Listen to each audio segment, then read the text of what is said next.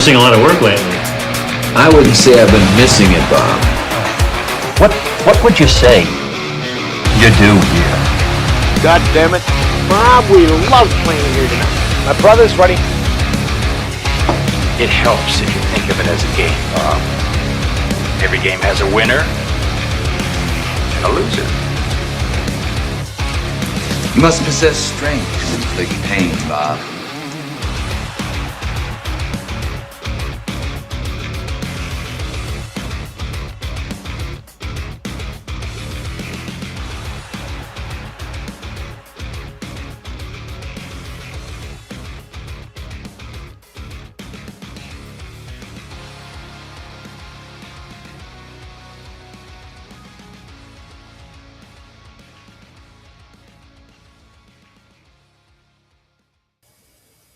The Two Bobs are live. What is up? Episode 73 of the Two Bobs cast.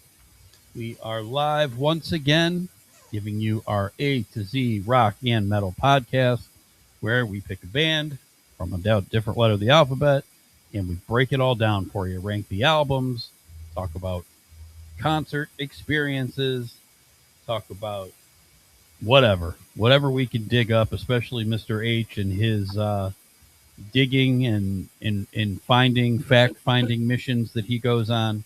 Mr. H and his shovel. Yeah. Whatever he can turn over. Why grab my shovel? Why grab my shovel? Oh, man. How you doing, Mr. H? How you doing, my man? I'm doing. Times are getting busy again. I'm going to be driving around, going places and doing things, and Yep. Yep. Fun So we time. had a few weeks there of relaxation, but back at it. So anyway, doing good. Back in. Doing Good. So I got back from Sonic Temple, which was interesting for sure. Definitely do not like it as much when I don't get to do the camping. I mean, that wasn't a big surprise, but How was the? I didn't even get to ask you yet. How did you have any parking troubles? just the one day. In and out, egress, none of that. It's Egress? really, I'll tell you what, it's really easy to get in and out of there when, number one, you get there super early before the gates open. You can pull right up there and park as close as you want. Once the gates open, you might as well just have something to do and sit there and realize it. Really? Did you complain about traffic and stuff like later? It came later. Yes. Yeah. So the one day, me and my son didn't really have anything to do early that we weren't really motivated to get going. So we didn't go until about 1 o'clock, and it took us till about 3 o'clock to get in that day. So Wow. about 2 hours between parking and walking and getting in there. So again, but that's Yeah. we figured it was going to be Some like of that was sitting in traffic too. Yep. Yeah. But the other 3 days we got there nice and early, and we were good. I mean, you just got to get there early enough. And What about getting out? Getting out. It actually Obviously, wasn't, if you leave early, I'm sure that helps. But, it actually wasn't bad. We only actually stayed till the very, very end for the first night because my son really wanted to see My Chemical Romance, and it wasn't that bad. We got out probably in 20 minutes. So okay, that's not too bad. That's way better than Blossom. Way better than Blossom. Jeez. But the other two, well, I should say, the other headliner we stayed for was Bring Me the Horizon, and we left right at the encore, and we got right out. So we were fine. Again, two songs early. But it helps that you were there early and your car was closed too. You're in it and driving, while other people are just walking out. So exactly. We did not stay for Shinedown. We did not stay for Tool. Surprised at Tool a little bit, but not. Well, so Tool, there was other bands going on when they were playing, and my son really wanted, like Dragon Force. He'd never seen them. He really wanted to see Dragon Force. We stayed for, we obviously were really close for Megadeth. We got really up to the stage for them. So they were cool. And then we went over to see Dragon Force. And then when we were done, the way that the stages were laid out, we're like, yeah, we're not walking all the way back to fight for a spot in the stadium to see Tool. Right. He is not, my son is into a lot of stuff that I'm into, but Tool, he doesn't get it. He doesn't understand it. which I get that part of it too. It's not an easy band that you're just looking for hits or sing along songs. Like you got to be into that. Yeah. So I didn't want to push it with him. And again, that's the last day. Now, if it was day 2, that might have been different. I might have said, all right, we're going to go watch this for a little bit. But he wasn't interested. And I obviously had seen Tool, 15 times probably in my life. Right. So it wasn't a big deal to me. And again, looking at their set list, there was no regret. I've seen them do all those songs before. Yep. And recently. Yep, exactly. So again, we were good. It was a good time. You just learn. You got to do things a little different. You just got to plan on camping out there all day, basically. And, if you can leave a little early, that's going to save you a little time. But if you stay till the very end, it's not like you're going to be there all night. You can get out. You just got to be aggressive. You can't just sit there. You have to find your way out. Go on. No, you go. No, you go. No, you go. Yeah. Oh my God. Did they let you bring anything in? You want to bring water, drink? Yeah. You could bring a plastic water bottle. They have refill stations there. Okay. But just no food though. Yeah, I mean, they weren't checking bags at all this year. Oh, okay. So, by third or fourth day, we were throwing granola bars and stuff in there. Yeah, right.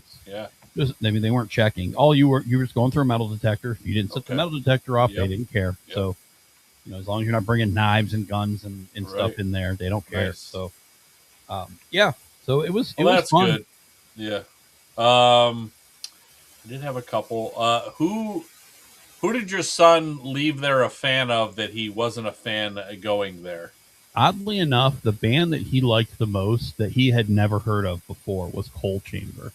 Okay. Now you have to remember, all those songs that they play now are all songs that we all got a kick out of when we first saw them in 1998. Sway, Big exactly. Truck, Loco. Yeah. Yep. Gotcha. So, they came out with The Roof is on fire. And he I saw they were opening with that. They opened with that back in the day, too. Yep. Back in, Yep. But they were phenomenal. A great show. And my son was like, yeah, this is awesome. So he really liked them. I would say that's the band he walked away that he never heard of, that he was like, he was jamming to him. So that was cool. Anybody he was disappointed in? No, he pretty much liked everything. Yeah, I don't think so. I don't know that he has anything to compare it to be disappointed. Right. How about you? Anything disappointing? Not really. You said like day 3. I remember I texted you and you said nobody was really bad. Nobody was really worth speaking that that they weren't good. But yeah, I wondered because I don't think I heard from you the last day. Although the last day was the most loaded day, so I didn't expect anybody on that day for you to be like, they sucked. I didn't expect that. Yeah, they were all really bands you really like. So I think everybody sounded pretty good. There was a few, and I kind of had talked about the one stage. I was getting pissed off because they had a lot of bands with like samples and stuff on it, and it was just me and you talk about this all the time. Like I would rather a band be totally live and not sound right. Sound like something's off. But some of these, like again, we call them octane bands. Like you can hear the track underneath it, and it was pissing me off. I was just like, this is horrible.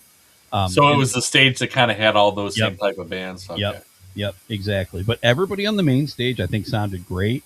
Like bands that I wasn't even that excited for, like Godsmack, who I thought was pretty bad last time. They were actually fine this time. Good. I think we talked about it too when Sully just plays music and doesn't talk for 30 minutes. I think that I think they're much better. Like they still sound good though. Huh? They sounded good, and they got 2 new members. They got a new drummer and a new guitar player because they replaced those guys. Yeah, I can't imagine that sounding totally different. I mean, anymore you can get any number of programs on your computer that can make your guitar sound like anybody in the world. Yep. Right? So nice. So yeah, it's not really that surprising. But what about the seating? Did you have any problems like you had last year? Yeah, it was pretty bad. Kind of the same. You were hoping it was different the way they did the ticketing, but I guess not, huh? Yeah, you can't. Like Chemical Romance, you have problems trying to find a spot for that. Or... we just sat early. That's just what it is. I gotcha. So the good thing is you can hear the second stage in the distance, and they play them on the screen, so you can listen and hear.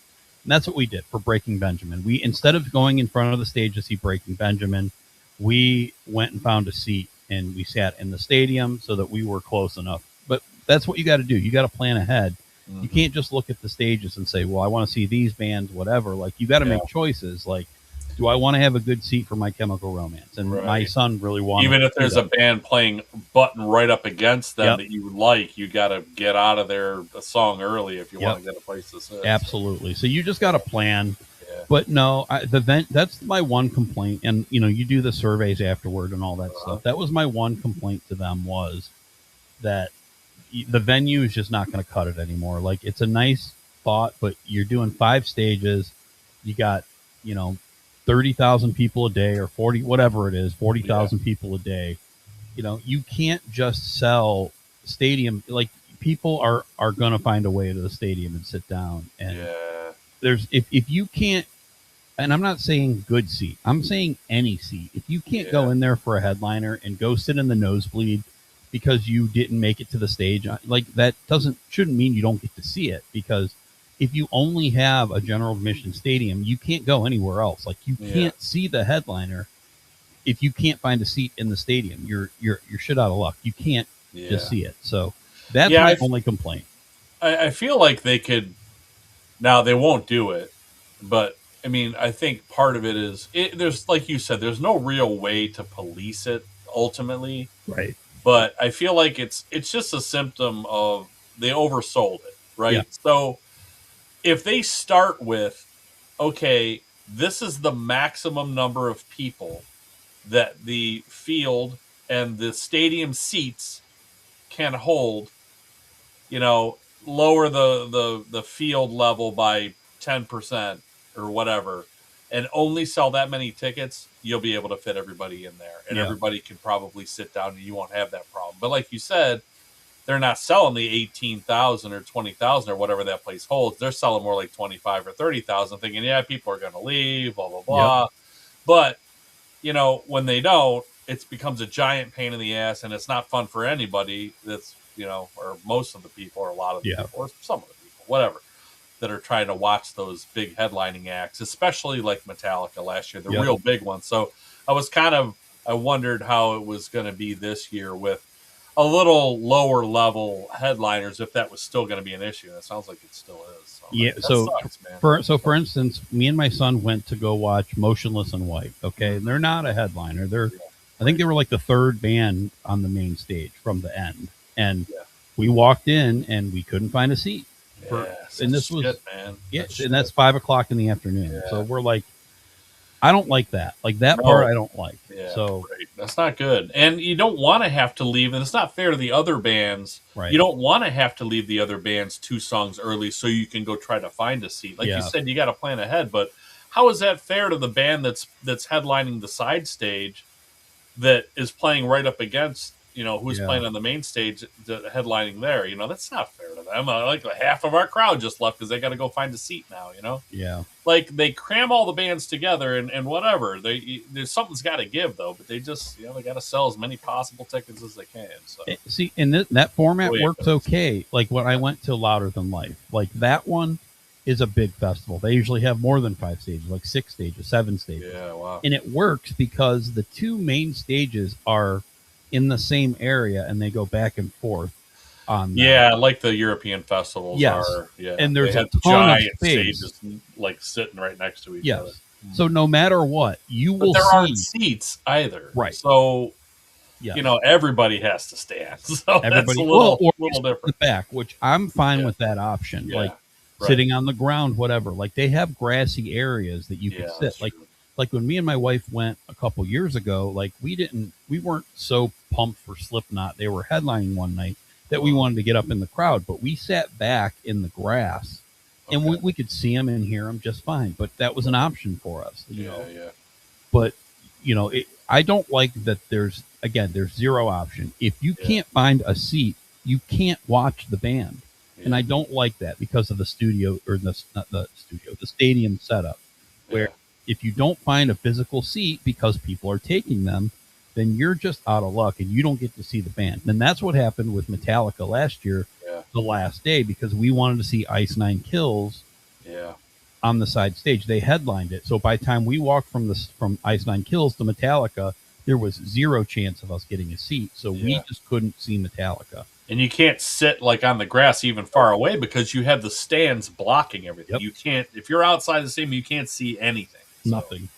So that's the only part of it I don't like, that they need to make a major change with. And again, that might mean time to find a new venue. Try to, take it to the Ohio State Fairgrounds, right? Where there's bigger open areas or whatever you need to do. You know what else would work? Putting like a big screen on and some PA speakers outside on the side of the stadium seats on both sides, so you could literally sit outside, see the show, hear the show pretty well, not like through the bleachers, but like from a few PA speakers they can hang out there. That would work too. I agree. So I think that would be fine. There's things they could do, but they don't. Right. So I don't really feel like they give you a survey, and I'm sure some things they try to change, but they're also they're trying to make every last dollar too. Of course. They're not gonna spend that much more money just to appease a few people that are inconvenienced by not being able to get in the stadium, even though it's bullshit because you all paid the same amount of money. But I don't know. So that's part of why I don't like the festivals. Although I give them credit, the way they do the stages now, I used to have a big problem with bands playing against other bands, which kind of still is a problem because I like a variety of different kinds of rock and metal music, but it's not nearly as bad anymore because they have bands slotted as, like you said, they have the Octane stage, and then they have the super heavy death metal stage, like that's all bands that are the same. Like you don't have Megadeth and Anthrax playing against each other, right? You don't have those bands playing at the same time because they're able to put them on different stages that fit styles of music. So it still does happen, but not nearly as much as it looks like it used to for me anyway. So but anyway, sounds like a good time was had. Yeah, it was fun. I mean, I still saw a lot of awesome bands.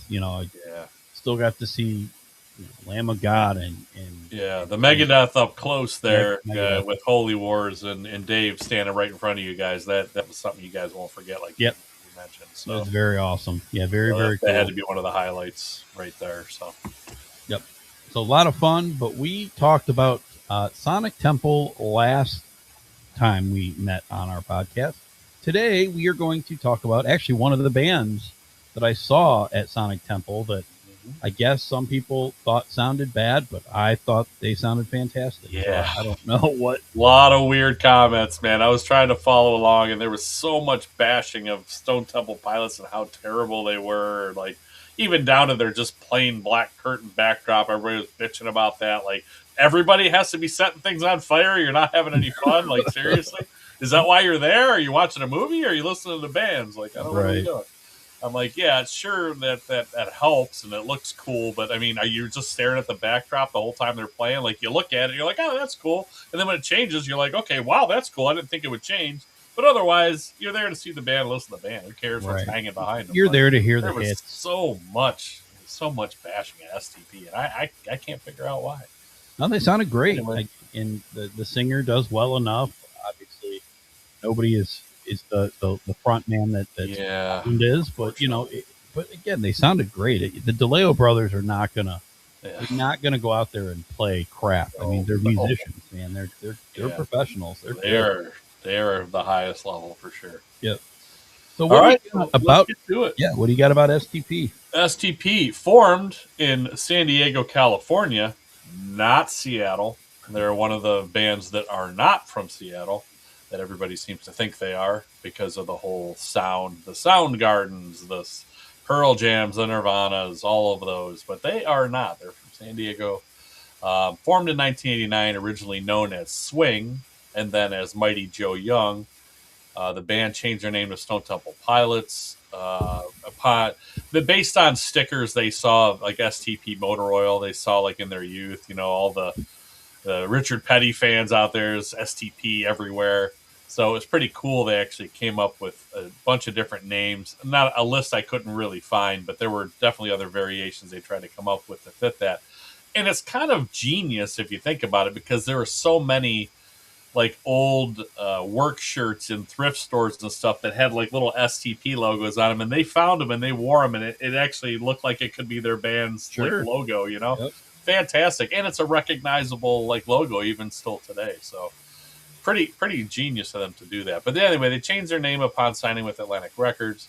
The band originally, and for most of its existence, consisted of, as you mentioned, brothers Dean and Rob DeLeo. Dean on guitar, Rob on bass, Rob the main songwriter in the band as far as instrumentally. Eric Kretz on drums, and those three guys have not changed the entire time this band's been around. The whole, basically, 30 plus years of existence for them. And Scott Weiland and vocals for most of the time. Later, they did hire Chester Bennington from Linkin Park to sing. And much later, and more recently, Jeff Goot. Yep. I don't really know how to say his name. I guess it's Gutt, Gutt. Yep. After the passing of both Weiland and Chester, between their second to last and most recent album that they put out, they had to find another singer, and they did. So, on to the first album they released in September 29th, 1992. 12 songs on this one, and this was called Core. This was produced by Brendan O'Brien, as is most of their catalog. I loved this album from day one. It wasn't even plush for me. It was Sex Type Thing. I heard Sex Type Thing, and I was all in on the guitar work, the hook, the feel of the whole thing. And once I bought it, 20-year-old me was blown away by the greatness of this album. I mean, it is top to bottom loaded, fantastic. The DeLeo brothers, I mean, those guys are so damn good. You can tell, like, it's weird. These brothers, either brothers like drummer, guitar player, bass player, guitar player. You can just tell, like, that they played together their whole lives. You know, like, you can just tell. It's so good. It's so seamless. You know, it's just you can definitely tell the difference. I looked at this album in particular, for me, as the defining grunge album. I mean, of the early bands in the grunge scene, Alice in Chains to me was more of a metal band. They kind of have more of a metal sound. Nirvana was more of a punk-leaning kind of band. Pearl Jam already kind of felt too polished and stood out as the darlings of the scene, which, ironically, that's what the whole scene was rebelling against, right? So Pearl Jam was put up on this pedestal, and they sounded so polished, but yet that was the whole grunge movement was like anti-establishment, right? But they were like the establishment at the time. I just felt that was always kind of weird. But at the time, like they didn't feel like as grunge because they were too polished, you know?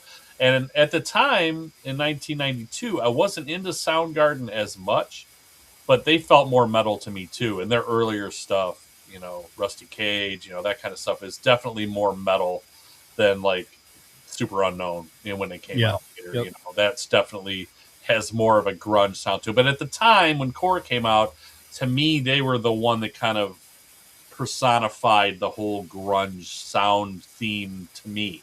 It was like a hard rock mixed with metal, mixed with like melody. Like, it's just, I don't know. It's almost hard to describe, but it had like a certain almost like sadness or darkness to it, you know, not in a metal way, but just you could feel like the angst in there, sort of. But it definitely had a sound, and I feel like they embodied it more than the others of that same time. And it's the one I compared all others to after that. So it didn't last long, that scene, though. It morphed into many other things, but they were the ones I kind of identified that with. I've always, speaking of Plush, I've always much preferred the acoustic version of Plush, either the Headbangers Ball one or the MTV Unplugged one, either way. The album version, since the first time I heard the acoustic one, like it still gives me goosebumps. Like the song sounds so good acoustic, and it's kind of widely regarded as maybe Weiland's best vocal performance was the impromptu kind of Headbangers Ball one that him and Dean just did sitting there. Like that's awesome. Awesome stuff. It's so good. The album for me, there's some slightly repetitive. Now, it's not such a bad thing because I love all of these songs, but there's some repetition in there, and then multiple songs kind of have sound like variations of other songs. And I put some examples in here, like Sex Type Thing, Cracker Man, kind of sound pretty similar. The riff's a little different, but it sounds kind of the same tempo. Wicked Garden and Piece of Pie sound kind of the same to me, and same with Sin and Where the River Goes. Those two really sound very similar.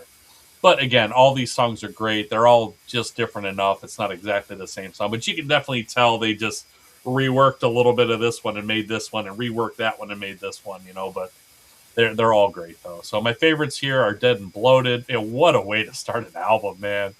Just, I am. It's like as soon as I hear that, like, I'm in. I'm all in right there. It's so good.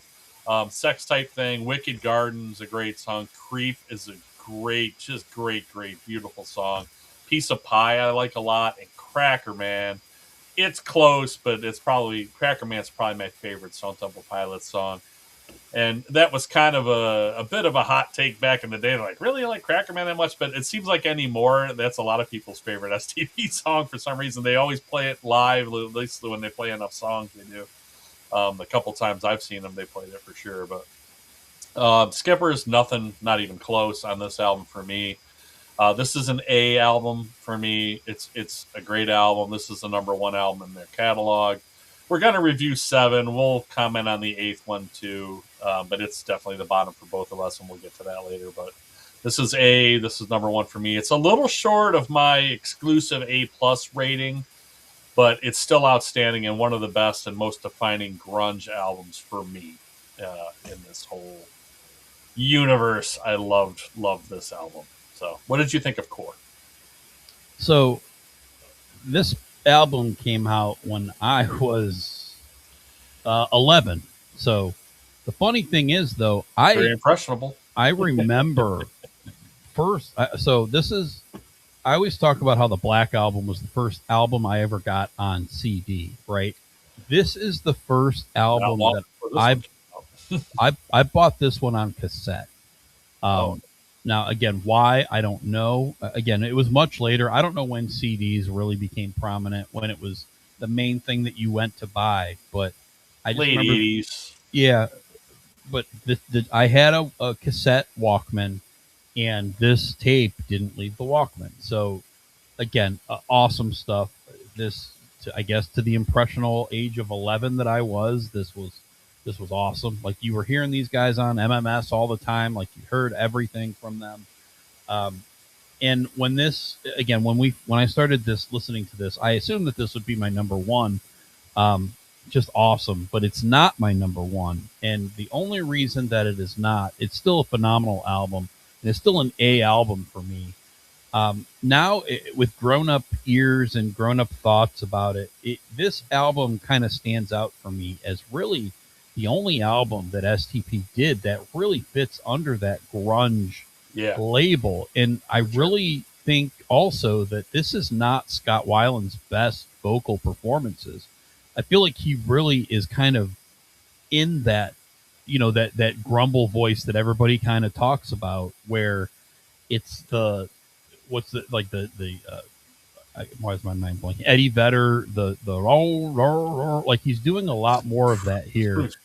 Not nearly that bad. It's not nearly that. I mean, I can actually make out what Whelan's saying. I can't. No, I couldn't for the life of me understand what Eddie Vedder. But I feel like, I hear what you're saying. I feel like he was trying to fit into that bucket, and maybe not. But I feel like after this, they all just get better. I feel like the singing gets a little bit better. I think this album is the DeLeo brother album, and I don't even really think it's, because I think when Dean, this is a Dean album. I'll just say these riffs on this really stand out. But this album has the best collection of riffs for sure. All the best collection of riffs, and that's hands down. Yeah. But I don't think that Robert really got into his bass lines that I think are iconic until a little bit later. And the songwriting got better, too. The songwriting got better, and Scott got way better, too, I think, in my opinion. So this, again, song for song, like, no album that they've released can match up to this. this. I don't think, especially riff wise, this is just riff heaven. I absolutely love like the no name songs that never got on the radio. I love Sin and Naked Sunday. I think Where the River Goes, like these songs are so good. Yes, Tyler, good call out there. Brendan O'Brien is like, he just doesn't make anything that sounds bad. They were like a match made in heaven with these records. It worked, but they sounded so damn good. The album just has this dark, sleazy feel to it, and I just absolutely love it. I love every song on here. There's no skippers. The Wet My Bed thing is a little weird to me. I thought it was weird before. I still think it's weird now, but it is. But when you got Plush, then you have that weird little, like the weird interlude in between into Crack. It just kind of sets up Cracker Man. It does. Kind of the way I look at it now. It's more just like setting it up on a tee so it can and go. Yeah. But yeah, I love every song on this record. It's definitely an A record, but it's going to be number 2 for me. It just missed out on the top spot. I think obviously we'll see here very quickly where my number 1 is. Yes, we will. But it just, again, I think they had a little more to unlock here, and that's the only reason why Adult Me is. It just found a little bit wrong with this. Not much. Again, it's an A album. I love it. I still enjoy listening every song. You don't turn it off. But Core for me is number 2 in an A album. All right, on to the Purple album, and we had talked about this, and this band has 2 self-titled albums, which is odd. But then, as we were looking, we're like, well, I don't know, couldn't this one be a self-titled album too? Because it doesn't say Purple anywhere on it. Well, that character on there, right in front of that, let's see, I know what it's called here. I did see what it's called, and I can't remember. But anyway, the little Asian character there is it actually means purple. So it actually is on the cover of the album. So I did have to look that up. The child is writing Aquilin. Aquilin. Oh, God, I don't know why I couldn't think of it. Like I kept looking at it. I'm like, I got to remember this. Of course, I didn't write it in my notes. But anyway, this album is called Purple. So I don't know why. There's no purple anywhere in here. But, there's a lot of drugs involved back then, as we know. Yep. As we know now. So, and we probably knew then. But anyway, this was released June 7, 1994. This is Herd's number 1 album for sure. It's got to be one of these 2. This one is funny because he was really close with Core being number 1, and I'm the same with this one. I like Core a little slightly more because I like the little bit heavier stuff, but this is a great one too, for sure. Again, Brendan O'Brien. I'm just going to keep repeating that. Much more polished production here, much less raw sounding than Core, as you mentioned. Much more expanded songwriting, incorporating other genres of music like folk and country. A bit more mature, even though there is some grunge stuff in here, but it's kind of more polished and a little bit more mature. A couple songs, though, still have the same sound as the first album. Meat Plow, Silver Gun Superman are the 2 examples I listed for that. I remember really liking this album when it came out also, and still do. Like, a lot of times, I've talked a lot about this, where a band puts out an album that I absolutely love, and then the second one I'm like, oh, I can't wait for this album to come out, and then I'm like, oh, it's nowhere near as good. Not the case here. Still really like this one. The 2 big hits on this one, though, are songs that I kind of do get sick of. Interstate Love Song and Big Empty. I kind of do get a little tired of those more quickly than anything on the first album, even Plush for me. I don't know why. So that right there kind of maybe lowers it just a little bit. Although, I mean, those are great songs too, and I loved them when this came out. I just got tired of them, where the other ones I just didn't. So, but nothing I would skip on this album, not even close. But my favorites are Meat Plow, Vaseline. I like a lot. Pretty Penny, I really like. It's very folksy, but it's also really catchy, and it's written just by Dean, musically anyway. Lyrics were all written by Weiland, but and mostly on the first album too. but this is like a Dean just little ditty that he kind of came up with, and it's really good. I really do like that song a lot, and it's one that I doesn't fit what I normally like, so I'm kind of surprised. But I've always really liked that song, and of course I like Silver Gun Superman also, and Unglued is up there too with my favorite STP songs. I absolutely love Unglued. It's funny because it kind of sits in about the same place Cracker Man does at the end of the album, near the end of the album. So it's kind of funny that they put another song in there. It's real short. It's like 2:34, but it just gets right to it. Great song. No skippers. I have this as an A-. Like I said, it's very close between these two. I have it at number 2. It's still really, really good. But and the polished nature of it kind of gets away from the whole grunge feel that the first album captured so well for me. But still just absolutely great songs on here. And the songwriting did grow.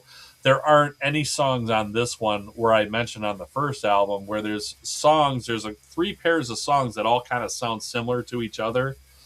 There's none of that on this album. This album is very well rounded. It's kind of all over. It kind of puts out there everything that this band can do, and they kind of fit it together in the best way on this album. They did try to experiment much more later, and that doesn't work very well. But what they did here was really kind of rounded things out in a way that they can do it best. And it's a fantastic album for sure. A- number 2 for Purple for me. What did you say? Yeah, this one's amazing for me. It's, and again, it's not that far off from Core. I think these 2 albums are just are pretty much 1A and 1B. I think it's just a matter of, I guess, what you like a little bit better. Again, I'm going to start with this album. I think really separated Scott Weiland a little bit more away from those other guys. And again, not that they didn't, like, obviously we're talking Lane Staley is incredible. And we're talking about Chris Cornell. I mean, these guys are great voices. The voices, even Eddie Vedder. I mean, I can't understand, but I mean, the dude can sing, and he's unmistakable. You definitely know it's him as soon as he opens his mouth. But absolutely, you're right. But Scott totally grew on this album. Yeah, Scott went his own direction, and it worked for him, and it obviously opened up all the doors for him to do Velvet Revolver. And we'll get into that a little bit too. Yep. Absolutely. But man, he figured it out on this album. Mm-hmm. And I mentioned it a little bit before, but Robert DeLeo, oh my God. Like, just, I challenge anybody that's listening to this podcast, just listen to Purple and just listen to the bass lines on every song. It's what I want to hear with bass playing. It's like, in first glance, it fits with the song, but just listen to what he's playing, and it's out of this world. Like, just like Interstate Love Song, everybody has heard that song a million times. But, blur out everything else that's happening and just listen to the bass line of that song, and it's freaking amazing. So Robert DeLeo, really and Unglued too. Oh, this is as much as the first album is a Dean album. This is a Robert album. Absolutely, 100% agree. But the songs are a little bit better, I think. Overall, there's not really any weak points here at all for me. It flows so good. Everything is like, you don't know what to expect. It's like a twist and turn, like you said perfectly. Like, everything is its own little thing. Like, they don't have those things that sound like, oh, well, this song sounds like this. Like, it's 11 songs that are 11 different things that they mesh into this album. And to me, it really, really does a really good job of just showing the next step for this band. I mean, and Dean is still great in this. He's still got, he does a little bit more guitar soloing going forward. Yes. So that's good for him. The riffs, they're a little less heavy, I think, overall. Though there's a few bangers in here. Vaseline is awesome. That riff is great. As simple as it is, it's just phenomenal. So I love this album. It's the one I come back to the most. That I think it's almost, it's age proof. I think it can't, no matter when you listen to it, I feel like it's always going to sound good. Purple's number 1 for me, but it's very close. Like I said before, I'm not going to give this an A+. I'm not going to give Core an A+. It's still an A, but it's number 1 for me. So 1 and an A, Core is 2 and an A. So these are just legendary albums. I just prefer this one a little more. That's really all it comes down to. So no skips, all great. At this point, this band is flying high. So good stuff.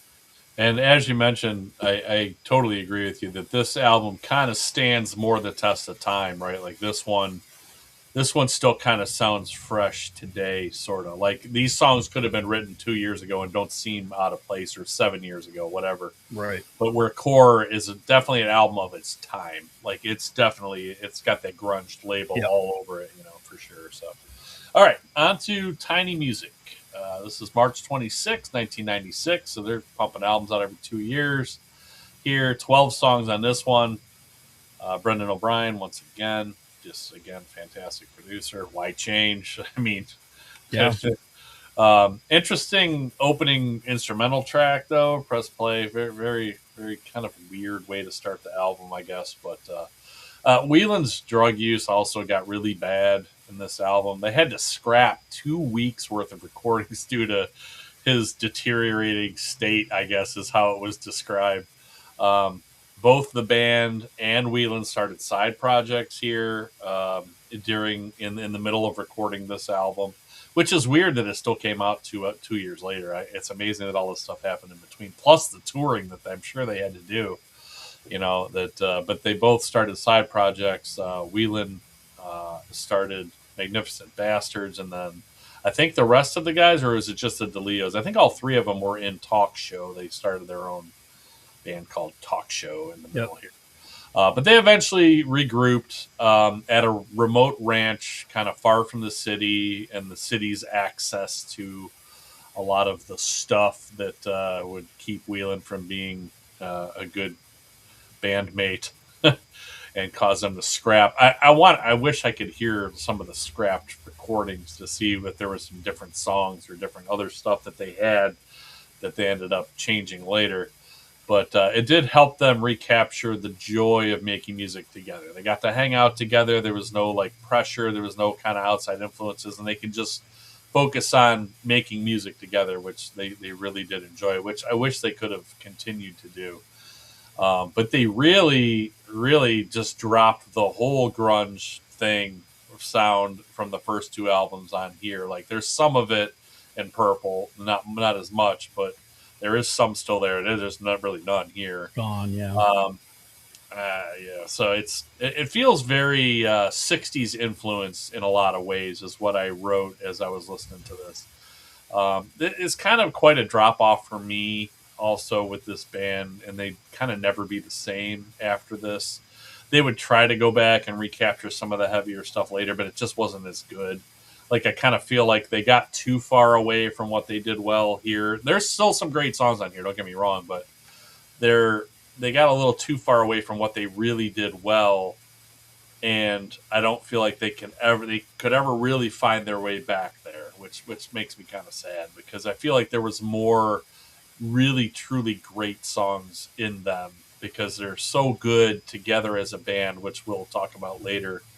Also, like as a band of four people, they were so good together, and when you take one of those pieces away, it just isn't the same. And honestly, Scott Weiland was a piece that was there but was taken away. He was still there, but he wasn't there, so, and I feel like that all affected where they went later on. My favorites on this one, I do like Pop's Love Suicide, even though it's a little weird, but I do like that one. Big Bang Baby I like, again, a little bit weird for me and what I like, but I do like that song. Tripping on a Hole and a Paper Heart's probably my favorite song on here. That one, the music was written by the drummer, so I thought that was really interesting too, and I didn't know that Eric Kretz wrote that one. And Ride the Cliche I liked also. Skippers and So I Know I didn't like. Art School Girl and Adhesive. Those were the three that I really didn't care for on this album. Like I said, this one kind of really dropped off. So we went from an A minus territory down to B minus for me on this one. This is number 3 though. So not really a lot of great stuff to come, but I have a lot of their albums all kind of bunched. I only have one that I really didn't like. 2, but of the 7 that we really wanted to rank, there's only one I didn't like. The other 6 are all C and higher, but these are all kind of starting to get bunched together. So this is B minus. Still some good stuff here, but not nearly as into it as the first two albums. Still contains some hooky songwriting, and it kind of kept their popularity going. Despite the change in feel and sound on this album, still it sold really well and did really well. So B minus, number 3 for me on Tiny Music, and Songs from the Vatican, right? Gift Shop. Did I get all that right? Songs from the Vatican Gift Shop. Okay. Yep. All right. What did you think of Tiny Music, Songs from the Vatican Gift Shop? So I pretty much agree with you almost to a T, based on my first impressions of this album. When I was, again, you got to take it back. Like, I'm young when these albums were coming out. I did buy this one on CD. 15 when this came out? Yeah, like 15 years old when this came out. I remember buying the CD, putting it in my CD player, and just, what the F is this? I didn't even think it was the same band. It doesn't sound a whole lot like either of the first two albums, and it really took me a long time to get into this album. I mean, we're talking years and years and years and years, and I didn't really get an appreciation for this album until probably the last 10, 15 years of my life. But I really do like this album. I really have found a new appreciation for it that I couldn't appreciate when I was younger. And it is because what you said, it all the remnants of what it was is gone now. This is a band that's taking a lot of chances and doing something totally different and doing what they want to do. And it didn't work for me then, but it works for me now. And again, not to the point where the other two work. Like, those, I think, are going to stand the test of time for the most part. This one, I think, is better now than it was when it first came out in the 90s, which to me kind of tells me that these guys were already trying to reach a different generation of fans that they weren't really involved with at the time. I remember like swearing this thing off, like when I first got it. I didn't hardly like any of it. I didn't get it. Like, to me, I didn't understand it. I was basically with you where, the Big Bang Baby is a catchy song.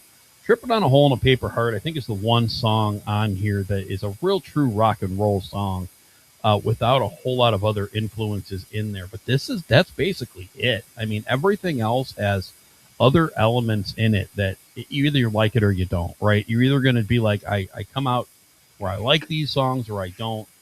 But, as I stand today, I mean, it's easy number 3 for me. It's not even close. It's kind of in that little well by itself of, can't touch the first two albums, but I think is quite a bit better than anything else that they've done.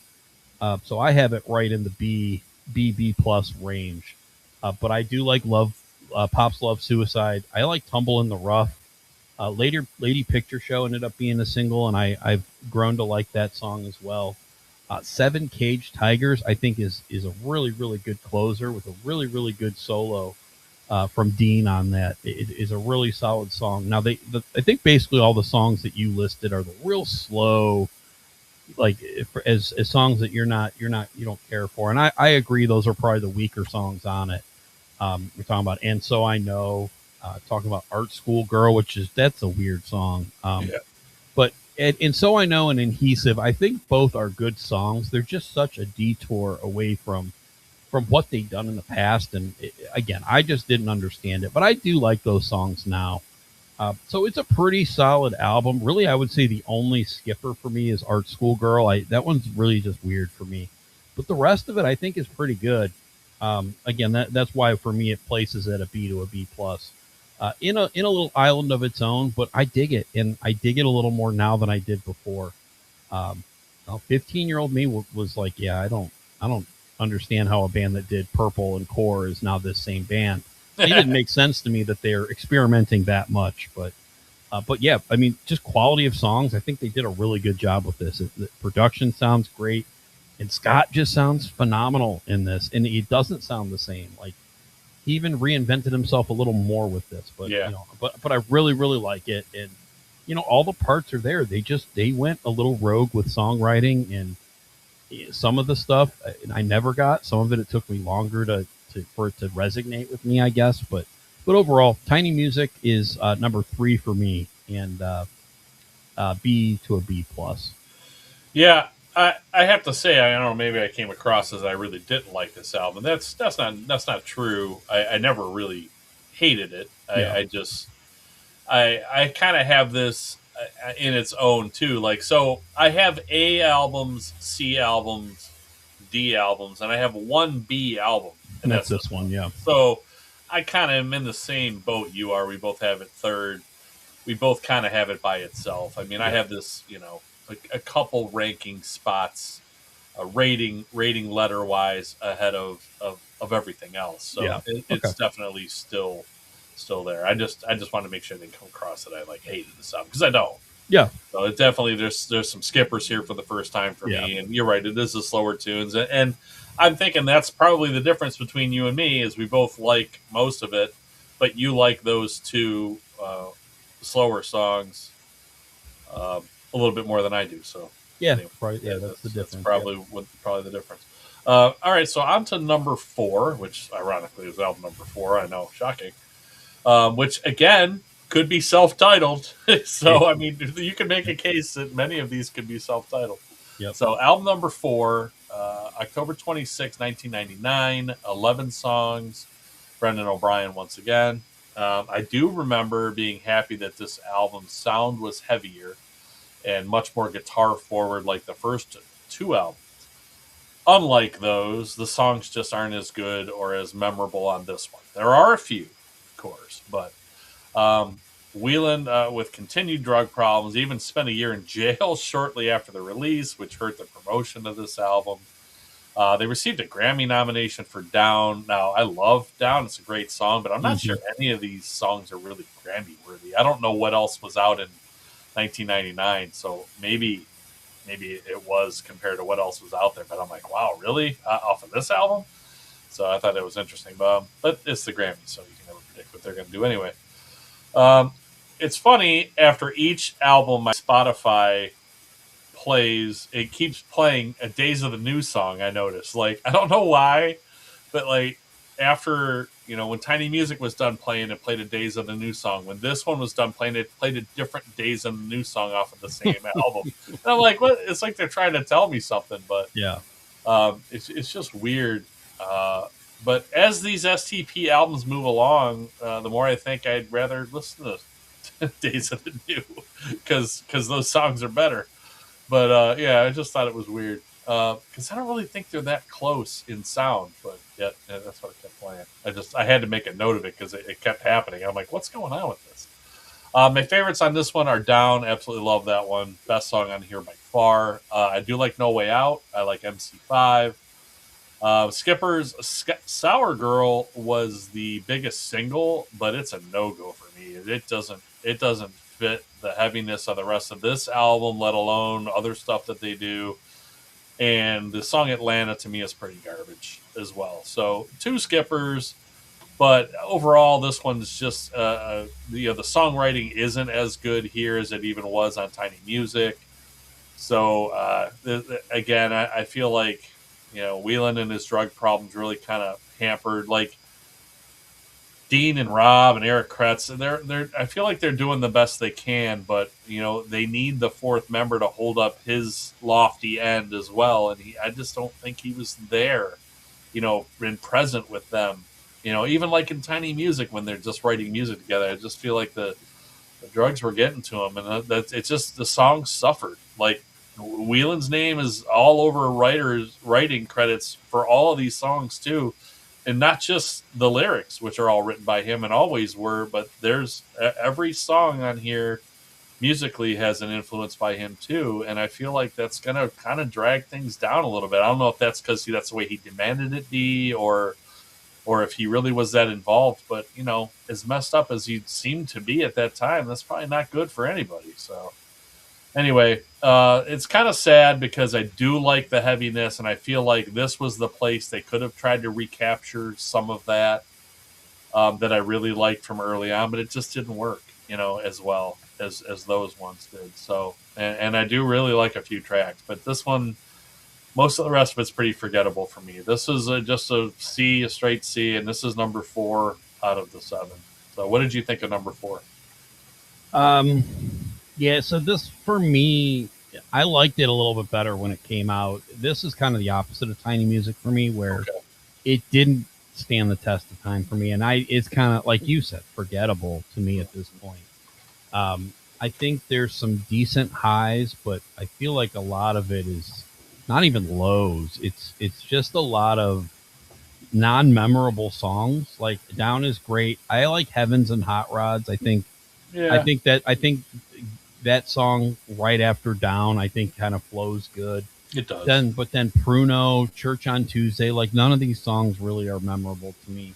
Sour Girl, I liked when it first came out, but that's one of them to me. It's like I don't really need to hear it again, and it's not like a Back in Black type thing for me. It's not like this song is so good I don't need to hear it again. Yeah. This to me is like a song that it's not good enough that I want to hear it again.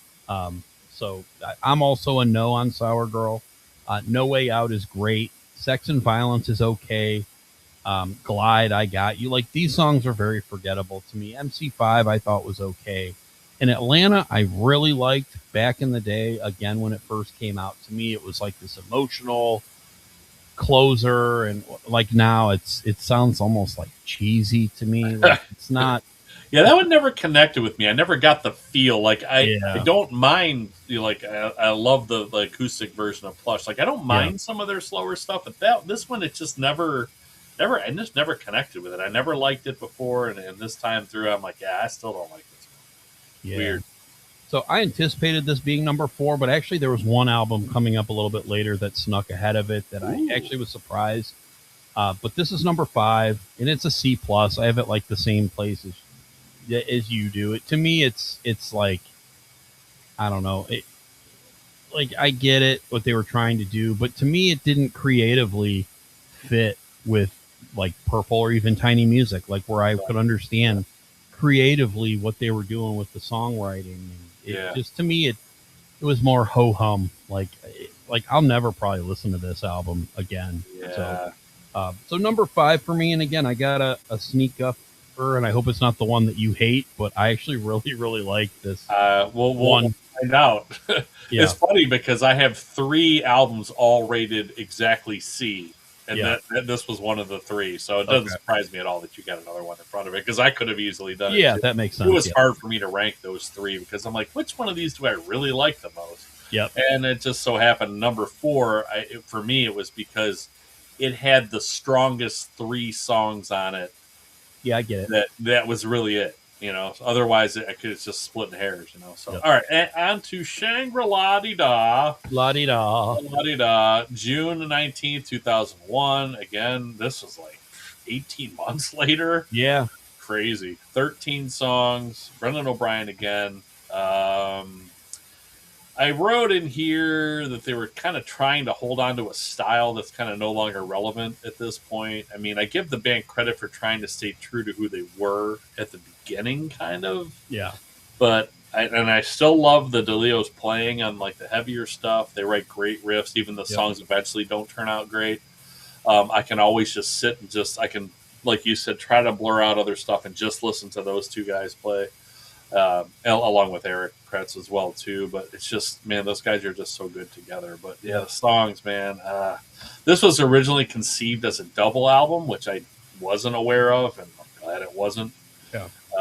There's enough bad songs on here that we didn't need 2 albums. But once again, the band kind of secluded themselves, but this time in a Malibu mansion, so probably not the best place. They probably should have went back to the other ranch they were at for Tiny Music, because I don't know. As I was listening to this, I'm like, song after song in here, I'm like, what a dull stretch of songs for me between songs 5 and songs 10. So those are Wonderful, Black Again, Hello It's Late, Too Cool Queenie, Regeneration, and Bipolar Bear. Funny name for a song, Bipolar Bear, but that could have multiple meanings. But that those songs are just not good at all for me, and it was a slog just to get through those 5 songs. There was, I guess, a Let It Be Beatles style documentary planned and filmed for this album that never saw the light of day in release at all. I'd love to see some of it, though. At least it's kind of a snapshot in time. I don't really like the songs here, but to see a snapshot in time of a band that I once loved, trying to kind of recapture their past glory, and also mostly because I'm always fascinated by the band's creative process. I love watching bands write music, write songs, like not like after they're done. I like watching them like record them too. I like watching just the drummer isolated playing his stuff, and I like watching that stuff too. But I love watching them kind of play off of each other, and like one of them play a little bit. And I'm always looking for little pieces of that, because it's not, obviously they don't film everything they do. Even bands today don't. So you don't get a lot of that to get to see that stuff.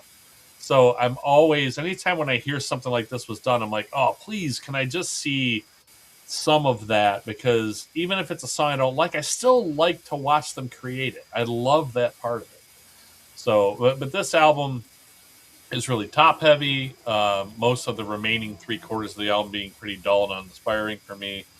My favorites are Dumb Love, Coma, Hollywood Bitch. Hollywood Bitch is very reminiscent of the Purple album material, in my opinion, but it's really the only one that really kind of gives me the feels of taking me back there. But the rest of it, again, those 3 songs I like a lot, and those are 3 of the first 4 songs. The rest of it is just not good. Again, the Skippers, Wonderful Black Again, Hello It's Late, basically songs 5 through 10. This one I have as a D+. This one is the lowest one for me, other than the one that we'll talk about later that's just not them at all. There's some decent stuff mixed in here, but with a lot of really dull, boring material for me. So this one, D+, bottom of the barrel, number 7. What did you think of Shangri-La-Di-Da? Okay, well, we like one that's different for sure. This is not my number 4, but it's also not my number 7 either. Okay. So interesting. I guess that keeps it interesting. Yes. I agree with you, though. This one is okay. It's number 6 for me, but I really like the first 4 songs, which you mentioned. 3 of those is your favorites on here. I like Dumb Love, Days of the Week, Coma, and Hollywood Bitch. I think those are great. There's one of the songs that you don't like in there, that 5 to 10 stretch, Regeneration, that I really like, number 9. The rest, I agree with you. I could go without any of the other ones.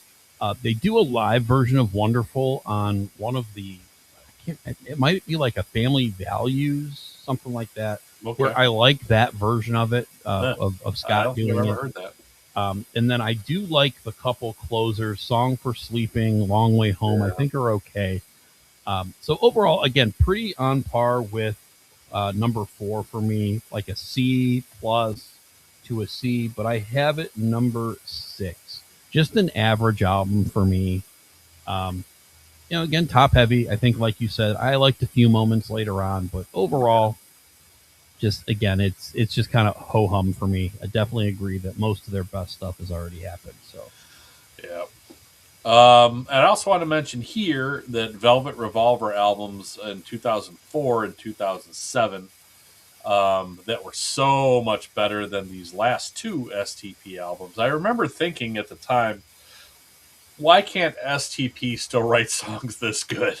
Like Fall to Pieces and Slither could both easily have been STP tracks and were huge, huge songs for Velvet Revolver. Now, I realized that, 3/5 of that band was Guns N' Roses, so people were just waiting patiently for some Guns N' Roses material to come out that just wasn't coming out, and this was kind of the next best thing. But man, those songs Weiland's great on. He wrote the lyrics for. There's acoustic versions, I think, of Fall to Pieces, which is fantastic, with just Weiland. So, I feel like it was still in there, but maybe he kind of got his stuff together, at least for the first of these 2 albums. And like I said, these were huge, huge songs that they just weren't coming up with in STP, the last 2 albums. So, kind of makes me sad, but I did want to shout that out in there, that there's some really, really good stuff in there that just could have easily been STP also. While you're shouting out those, I also want to shout out what the DeLeos were doing at the same time as Velvet Revolver, which I think was fantastic, that I don't think got the credit that it deserved, was Army of Anyone, which it was the DeLeo brothers. They ended up with the drummer who is now in Korn, the guy that replaced Dave Silvera, was the drummer. And then, of course, the singer is Cleveland's own Richard Patrick of Filter fame. So I actually was lucky enough to see Army of Anyone play at the House of Blues at the end of 2006, I think it was. That's when they dropped that album, and it was phenomenal. They played like 15 songs. They played 4 Stone Temple Pilots songs, 4 Filter songs, and like 5 songs off of their Army of Anyone album. And again, I wouldn't compare it to Velvet Revolver, because Velvet Revolver, I think, was a notch better, but it was more like commercial too, right? Yeah, like those songs got out there. Yeah. Army of Anyone, to me, I mean, it's the DeLeos playing, and it just has the Filter guy singing. I think it worked. I think it really worked well. So. Yeah, I liked it too. I have it. I have that album. Did they only release the one? Just the one. Yep. But I did not get to see them, so I wish I did. So you may never get to again. I mean, right, and I probably wouldn't. But that's a once in a lifetime, and it was great. Yeah, it's a memory for me. I remember seeing it there, and it wasn't a lot of people there, maybe 300-400 people there with me, but it was great. I loved it. So where was that at? House of Blues, Cleveland. Okay. Nice. Yeah, I kind of wish I saw that one. All right, on to self-titled number 1, which came out 9 years after Shangri-La-Dee-Da, which is why we were talking about Velvet Revolver and Army of Anyone. This came out May 21st, 2010. 12 songs on this one. This was produced by the DeLeo brothers against the wishes of Atlantic Records. This is also the final release with the original lineup. They fired Weiland in 2013. This is very 60s and 70s influenced, I feel like. That's kind of what was my take on it as I was listening through it, I guess. It's kind of a heavier, kind of folksy country album of that time period, I guess. It kind of fits them in a way, but it's not very memorable at the same time. I wouldn't even say this sounds like STP from early on. I mean, it isn't bad. It's just unrecognizable as STP. Well, I guess, I don't know, that it's hard to even make sense of what I was trying to say about this album. While nowhere near as good kind of as their earlier stuff, it just doesn't sound like them. I feel like I could still put this record on. This is the best way to describe it. I could still put this record on in the car, roll the windows down in the summer, and let it play, and mostly enjoy it just kind of while driving around. Kind of like, it kind of has a feel, like a summery kind of feel to it to me, and I feel like I could just roll the windows down and play this one. I don't love really anything on here. I mean, I have some favorite songs, but I don't really love anything, but I don't really hate much either. Like, I don't really want to skip anything. So it's kind of a weird sitting in the middle. Like, I want to rate it the same, but yet it's not the same. So I don't know. It's just hard for me to really put a finger on this album. It's very elusive for me. But my favorites here are Between the Lines. There's really good guitar work there, of course. Again, even a solo. Take a Load Off I like Huckleberry Crumble. I like Hazy Days. I like Bagman. So these songs, they're not great, but, I could just, like I said, just let them play and it's fine. I don't hate any of this. So it's just a solid C album. And again, I have this at 5 because I like the 3 songs off of number 4 much more than anything on this album, but I liked more songs on this album than on that album. So, and there's really no skippers for me except for About a Fool. I wrote could have just been left off, but it was only on the pre-order, so I guess it wasn't really even on this album. This album ends with Maver, right? So yeah, so there's really nothing on here to even skip for me. So it's quite a bit better than Shangri-La-Di-Da for me.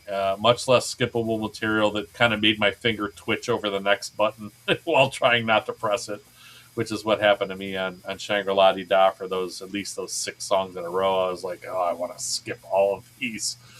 But anyway, I have this as a number 5. Again, it's just a solid C. It's one I could just put on and let play, but I don't love. It's just kind of there. So, what did you think of the first self-titled offering from Stone Temple Pilots? Yeah, this is the one that surprised me. This is the one that I didn't think that I would like as much as I did. Okay. I actually liked this one. Yeah, there's some catchy stuff on it. Yeah, and that's what it was for me. The songs, I kind of took out of the equation. This isn't necessarily the style of music I would choose to listen to. See, you're saying it way better than I could. I couldn't figure out how I wanted to say it. But again, I would never be like, this is the style of music I want to listen to. But listening to it, I had to listen to it, right? To me, this is, it just sounds better. I feel it's just more consistent.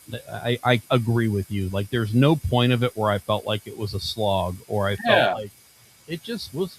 Every song is 3 minutes long. There's one that's 4 minutes, but it wasn't bad, and it's just solid. So this one came at number 4 for me, and it was really a surprise. It's more like a B- to a C+.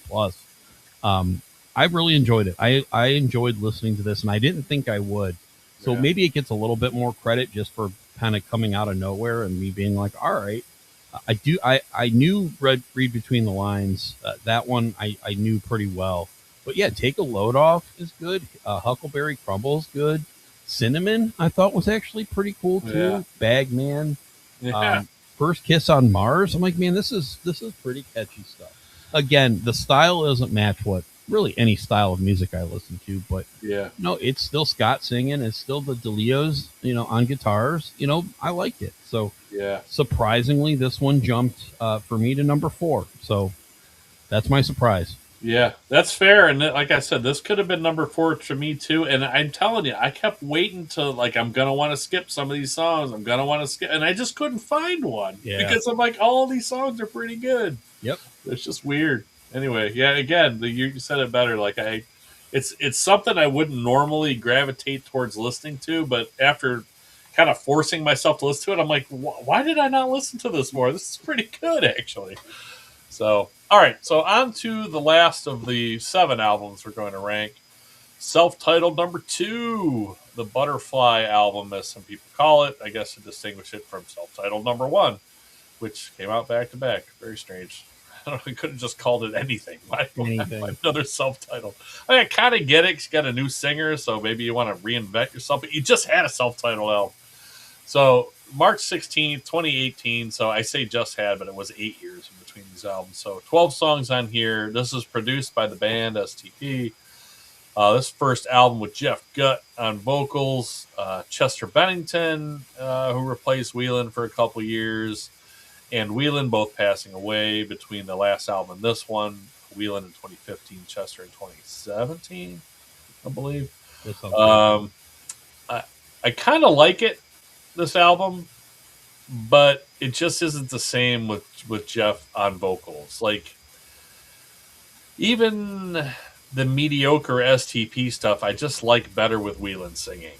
Even the stuff that isn't as good, right? This is better than the bad STP stuff, though, for sure, for me. I don't have this at the bottom, but it just isn't the same. So, again, not terrible songs, just some decent stuff here. Again, I'll listen to the DeLeo brothers play all day long. It's just not anything, real memorable for me. I had a curiosity when it came out that I was like, all right, I got to check this out. I got a new singer, let's see what's going on here. But it just never grabbed me. I just never really got into it. Again, this one's kind of top heavy too, though. Like we were mentioning on a previous album, 1 through 7 for this one. On this one, are way better than 8 through 12 for me. 8 through 12 kind of slogs on the last 5 songs, but the first 7 I like a lot more. Again, the DeLeo brothers, they still sound great, and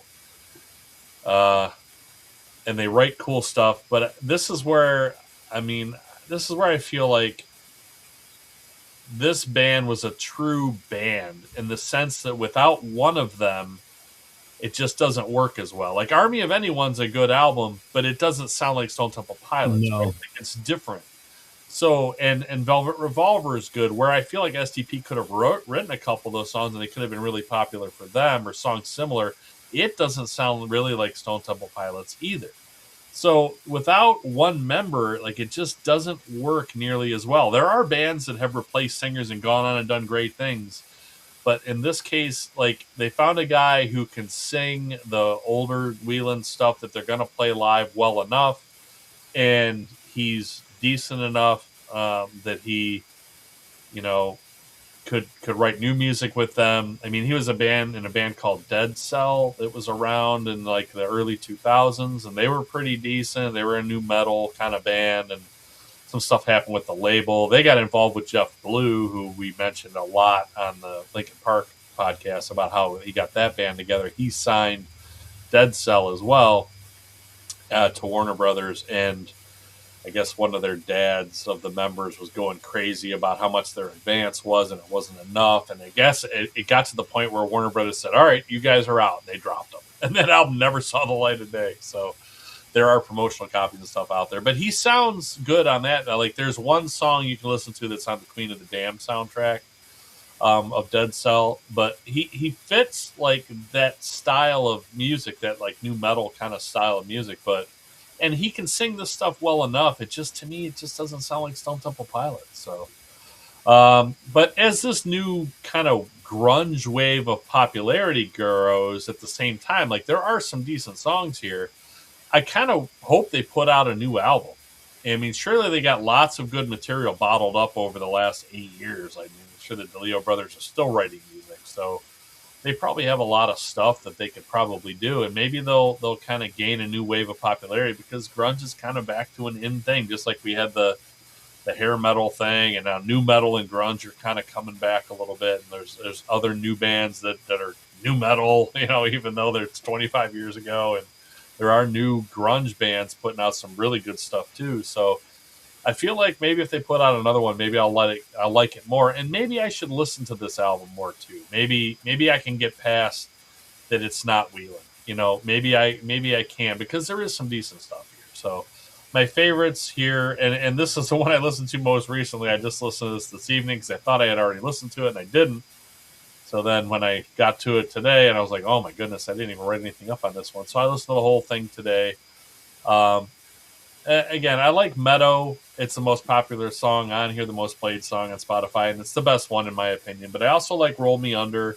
It's another really good song on here. Skipper's The Art of Letting Go is a real slow song, and it just doesn't work for me. And Reds and Blues at the end, it just kind of, I don't know, it doesn't work for me either. It's not, I like it a little bit more than The Art of Letting Go, but it just wasn't really that great either. And I kind of wish it was just left off of this one, to be honest with you, since it's the last song. But I have this as a C.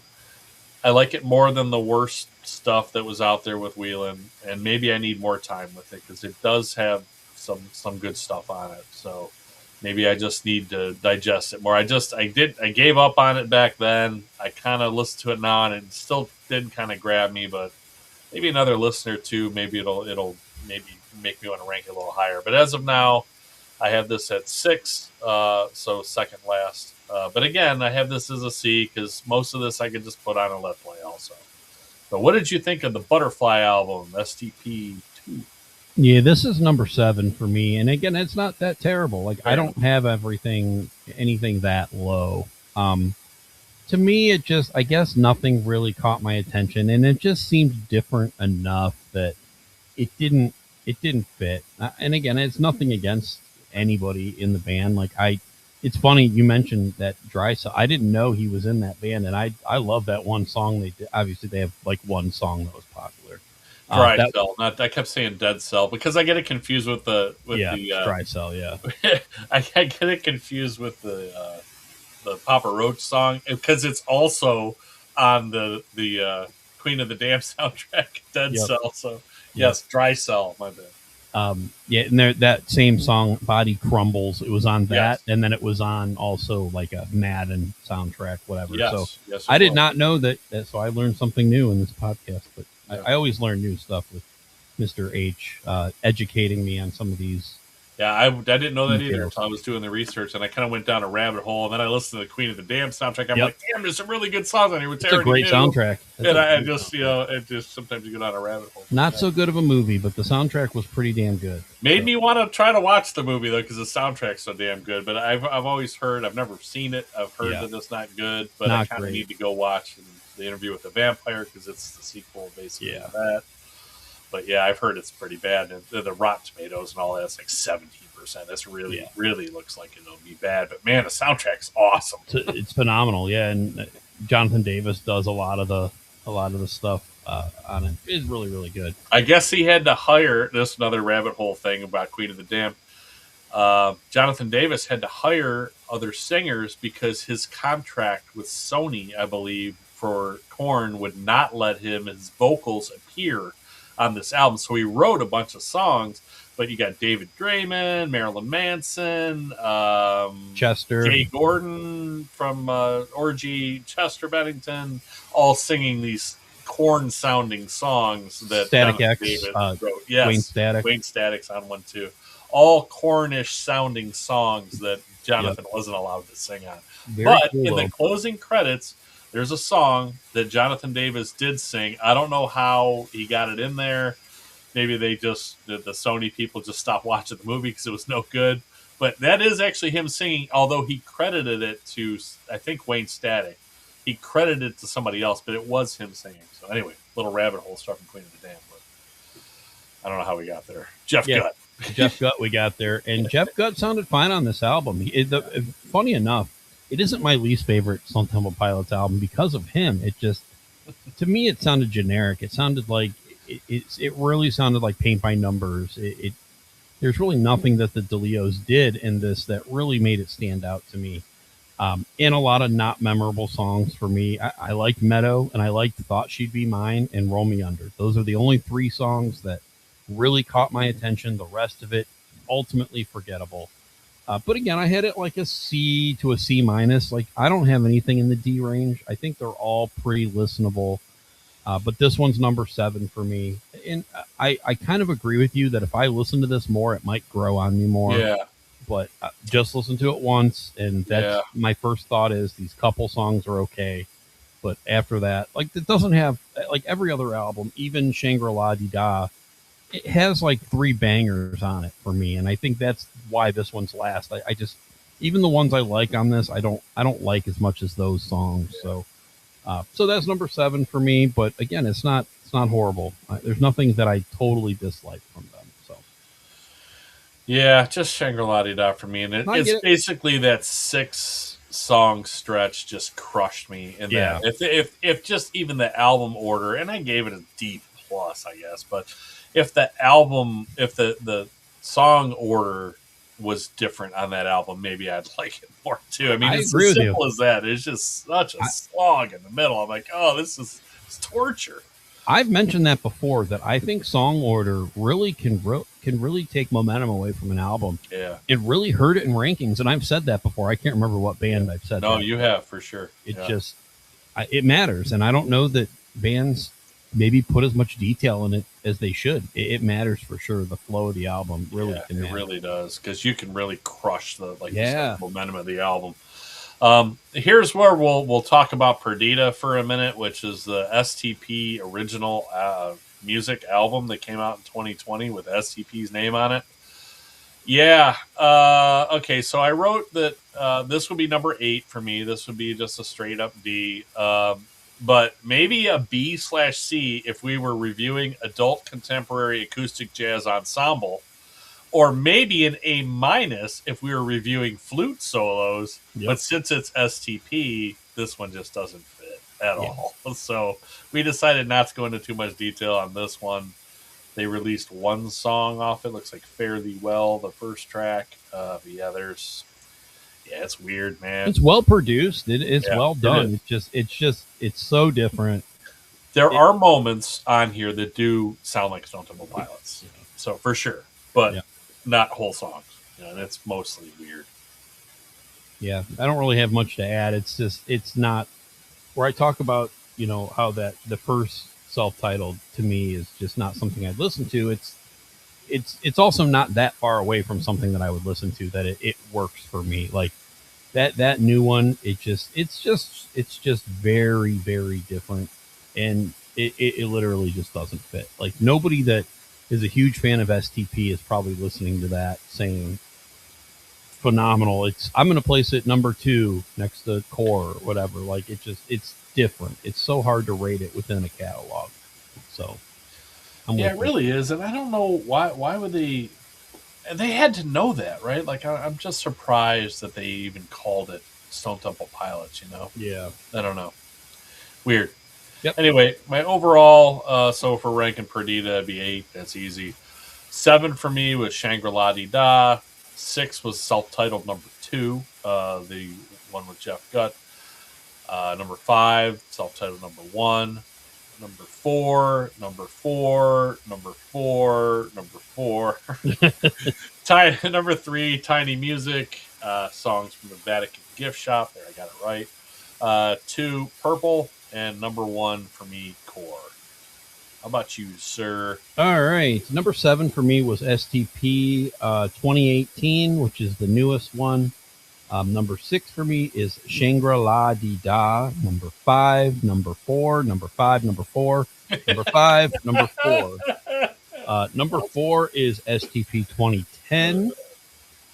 Number 3, Tiny Music, songs from the Vatican Gift Shop. Number 2, I had Core. And number 1, I had Purple. And there we go. STP. And you said they were good live still today. So very good. I don't know they still play the hits. I mean, of course. It's all those songs. Jeff sounded good singing them. And, yeah. I watched clips because especially after I seen all those people bash them, I'm like, all right, let me go watch some live stuff from them. And everything I watched sounded great. It sounds just fine. I don't understand. It's basically a tribute act at this, and I know it's 3 original members, so the band is the same. But yeah, I mean, at this point, it's just fun. Have fun. Go to a concert and have fun. Right. Yeah. Pull out the stick out of your rear end and have freaking fun. Don't be so critical like we are on the podcast every week. Exactly. But yeah, that's what we're here to do, really. But yeah, it's just odd. And that again, though, that's what I was saying about the band just isn't the same without the 4 members. Like I said, some bands can pull that off and continue on and write great songs.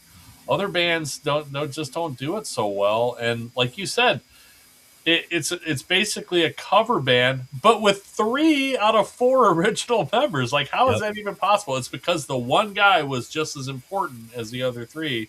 And he's not there. So absolutely. Anyway, I'll give this a little more time.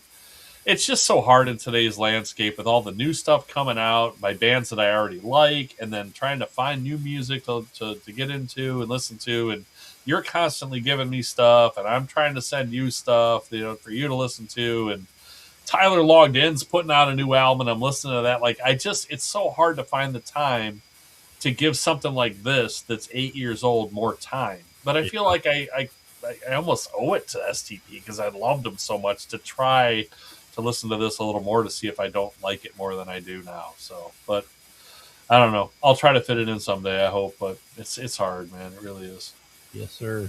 So much out there to listen to. There is. And there's just, all the time. Like, I'm not to the point yet in my old age where I'm like, I swear off everything new. Like, we all get to that point eventually, right? So some friends of mine are already past that stage. They're like, up to a certain point, everything else is garbage after that. Just like our parents said, you listen to this crap. This isn't good music. Like, we all get to that point. I'm still not there. I still crave new music. I crave things I don't like about new rock or metal that comes out. The production, especially, which I talk about a lot on the podcast, and you like a lot more than I do. But there's some of that. But even with that, there's some stuff that I like. Like, there's tons of production in Ice Nine Kills, but there's some great stuff in there too, right? So even some of that, like, I can get on board with. So I'm just always hungry for new music, and it's just hard to listen to all of it. So Yep. I try to rely on my friends, such as Third here, to send me things. Hey, they know what I like, and they're like, I think you'll like this. My buddy Rob, same thing. He's like, look, dude, I know what's in your wheelhouse, and you'll like these guys. And most times they're right. I'm like, oh man, I would have missed this otherwise. Like, I'm so thankful for that because you can't catch everything. There's so much stuff out there. Yeah. So it's just hard to fit one of these back in and like, let me give this 3 more listens. Like when, you know? Yep. It was so tough to do. But anyway, that's Stone Temple Pilots. Yep. Hope everybody enjoyed it. I don't know what happened to Tyler. He was here at the beginning and then he's been gone. Yep. Thanks for stopping in, Tyler. Appreciate it. We owe you guys one more episode of season 2. We get towards the end of these alphabets and we kind of just wing it. We pick. This is basically letter Y. This was Y. Yep. So we got one more coming. So we'll talk about what we're going to do here. But maybe a couple weeks. H is going to have to do some driving here shortly. So we'll let you guys know. But we'll have to figure out. It'll be letter Z. So we're just probably going to pick another band from one of the letters that has lots of albums because we've already done ZZ Top, and I don't think there's anybody else. I guess we could do Zebra, but you know who's going to watch that? Well, the only one I was thinking of, we could possibly put together Rob and White Zombie. Yeah, we could do Zombie. But we'll talk about it. We may have more fun doing something else. We're trying to knock out some of these letters that have 10, 15 bands that we would never get to by just doing 1 or 2 each time. So we're trying to knock some of those out too. But there are also other letters we're going to run out of bands soon, and then we'll be able to pick from those lists then too. So we'll figure it out. But yeah, thanks everybody for tuning in, and we will see you in the next one. Rock on. Looks like you've been missing a lot of work lately. I wouldn't say I've been missing it, Bob. What would you say you do here? God damn it. Bob, we love playing here tonight. My brother's ready. It helps if you think of it as a game, Bob. Every game has a winner and a loser. You must possess strength to inflict pain, Bob.